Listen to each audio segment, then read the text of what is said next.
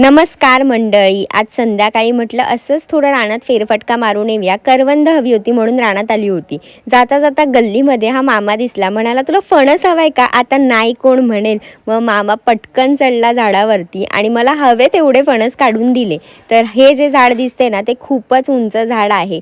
पण मामा आहे गावचा, त्याला सगळ्या टेक्निक्स माहीत आहेत. मग पटापट तो झाडावरती चढला. हातामध्ये काही रश्शी नव्हती, पण त्याने त्याची टेक्निक वापरून फांदीमध्ये एक फणस ठेवला. पुन्हा तो वरती गेला आणि अजून एक मोठा फणस काढला. मग त्याला खाली घेऊन आला. त्याच्यानंतर त्याला सुद्धा फांदीवरती सेफली ठेवलं आणि मग मला म्हणाला, अजून फणस हवेत का? मग मी म्हटलं नको, आता 2 बास झाले, आता एक फणस काढ भाजीसाठी. म्हणून मग पटकन दुसऱ्या फांदीवरती जाऊन एक छोटासा फणस मला भाजीसाठी काढून दिला, म्हणजेच फणसाची कुयरी काढून दिली.